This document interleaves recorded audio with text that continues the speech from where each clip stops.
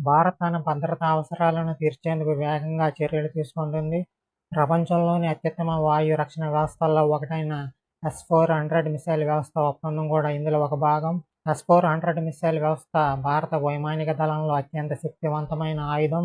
America బెదిరింపులను పట్టించుకోకుండా భారత్ ఈ ఒప్పందం కుదుర్చుకుందంటే దాన్ని బట్టి ఈ వాయు రక్షణ వ్యవస్థ ఎంత ముఖ్యమైనదో అంచనా వేయవచ్చు.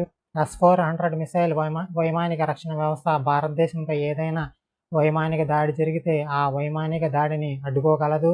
ఇప్పుడు కొత్త గడువు ప్రకారం వచ్చే ఏడాది నాటికి రష్యా S-400 గగనతల మిసైల్ రక్షణ వ్యవస్థ యొక్క మిగిలిన 2 రెజిమెంట్లను భారతదేశానికి సరఫరా చేయనుంది.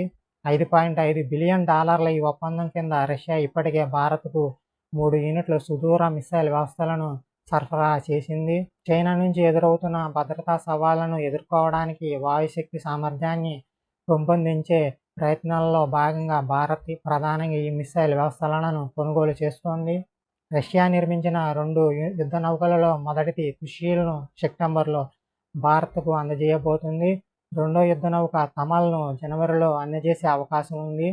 ఒరిజినల్ టైం ప్రకారం ఈ నౌకలను 2022 నాటికి డెలివరీ చేయాల్సి ఉంది.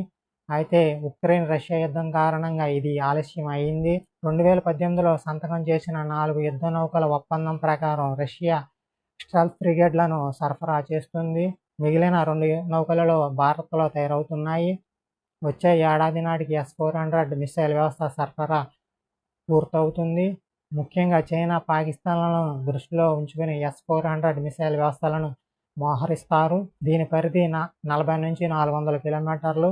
అక్టోబర్ 2018లో రష్యా అధ్యక్షుడు పుతిన్ భారతదేశ పర్యటన సందర్భంగా భారతదేశం మరియు రష్యా మధ్య ఈ S-400 మిసైల్ వ్యవస్థ కోసం ఒప్పందం కుదిరింది. ప్రస్తుతం S-400 మిసైల్ వ్యవస్థ ప్రపంచంలోని అత్యంత శక్తివంతమైన రక్షణ వ్యవస్థగా పరిగణించబడుతుంది.